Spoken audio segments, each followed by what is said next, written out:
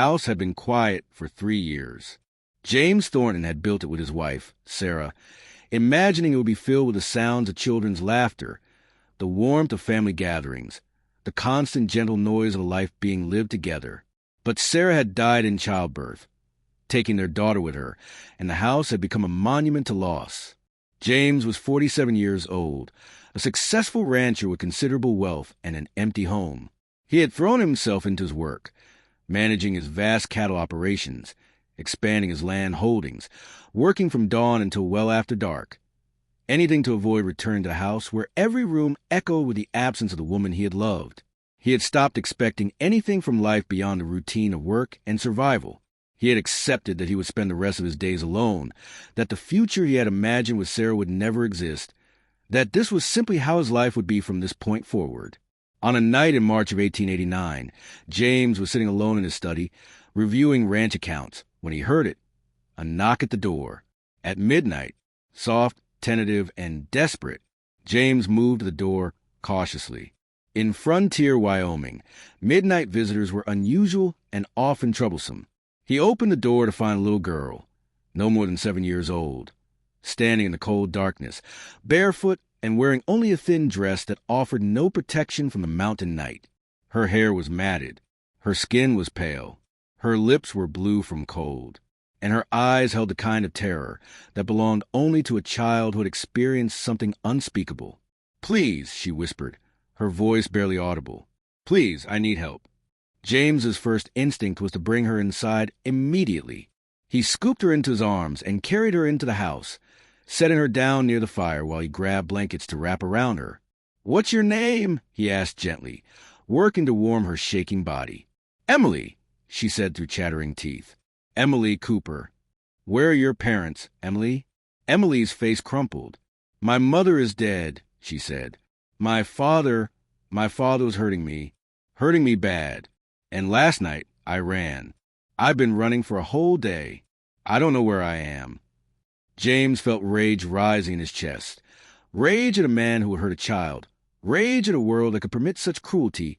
Rage at the fact that this little girl had to run into the night to escape violence.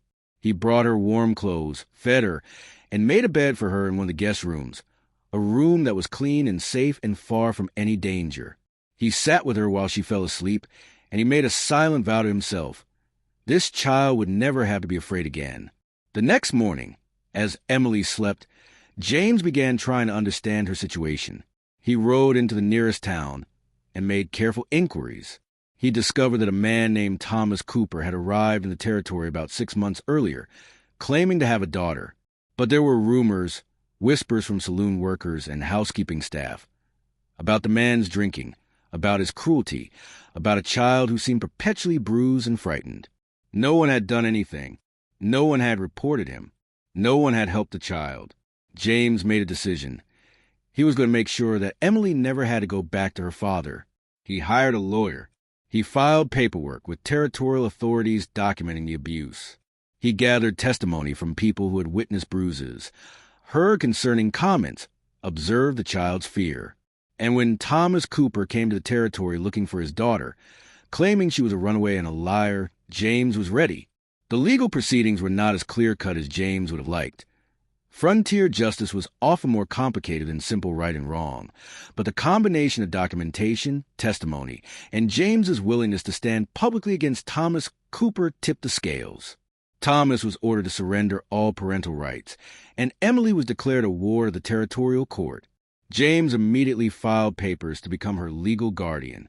What followed was a transformation so profound that it surprised everyone who knew James, particularly James himself. Emily needed time to heal. She had nightmares. She flinched at loud noises. She struggled to trust that the adults around her wouldn't hurt her. But James was patient in ways he didn't know he was capable of. He set up a routine that gave Emily structure and safety.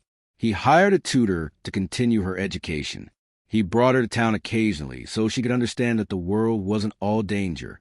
And most importantly, he spoke to her with absolute consistency about one thing. She was safe now, and he would never let anyone hurt her again. "Why are you being so kind to me?" Emily asked one evening, about 6 months after she had knocked on his door. They were sitting on the porch, watching the sunset over the ranch. "Because you deserve kindness," James replied simply. "Because no child should ever have to endure what you endured. Because when you knocked on my door, you showed more courage than most adults possess.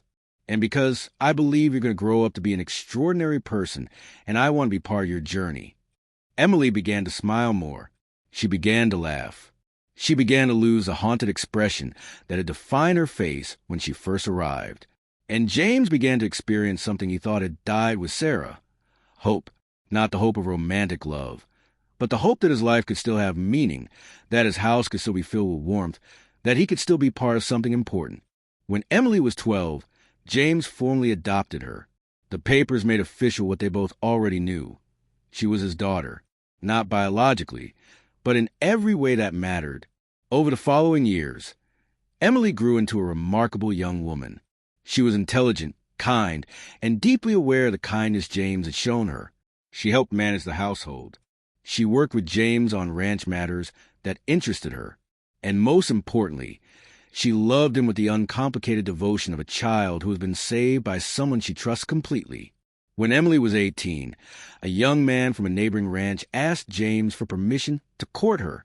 James's initial reaction was protectiveness, a desire to keep her safe in the world that had already hurt her. But Emily spoke to him directly about her fears and her hopes. "I'm not the person I was," Emily told him, "because of you, because you saved me and raised me and showed me that goodness exists. I want to build a life with someone. I want to have the family I should have had. And I'm not afraid anymore, because you taught me that there are good people in the world." James gave his blessing, and Emily married that young man 2 years later. She moved to his ranch, but she visited James frequently, and she never forgot the man who had answered knock at midnight and changed her entire life. Years later, when James was elderly, Emily brought her own children to visit their grandfather, a man who was not their biological relation, but who was the foundation of their entire family tree. When James died at 89, Emily was at his side. She held his hand and whispered her gratitude for every moment of kindness, every instant of safety, every year he had been her father. At his funeral, Emily spoke about the night she had knocked on his door, about the moment a stranger had chosen to see her not as a burden or a problem, but as a child worth saving. "He was grieving," Emily said, her voice strong and clear. He had lost his wife and his unborn daughter. His heart was broken. And on the night when he had every reason to turn me away, to tell me he couldn't handle another person's pain, he opened his door. He brought me inside. He warmed me. He fed me. And then he spent the rest of his life proving that his first instinct to help was the right one. She paused, emotion visible on her face. "I knocked on his door at midnight, running from a man who was destroying me," Emily continued. "And a widowed rancher was ready to help. Not because he owed me anything, not because he expected anything in return, but because he understood something fundamental, that sometimes the greatest healing we can experience comes from saving someone else. That grief doesn't have to be the final word on our lives. That sometimes a child's knock at midnight can be the beginning of a new life for both of us." Emily lived for another 15 years after James's death. She spent those years working to establish protections for abused children, using her story to advocate for the rights of vulnerable young people, and most importantly, teaching people that sometimes answering a knock at midnight, truly answering with compassion and commitment, can transform everything. On a plaque in front of the Thornton family library, built and maintained in James's memory, simple words were inscribed: "To James Thornton, who answered knock at midnight and changed 2 lives forever. May we all have the courage to help when help is most needed." And in Wyoming, the Thornton Foundation, established to provide sanctuary and support for abused children, continued the legacy of a widowed rancher who understood that sometimes the greatest healing comes not from time or distance, but from someone opening their door at midnight and saying, "You're safe now. I'm here to help."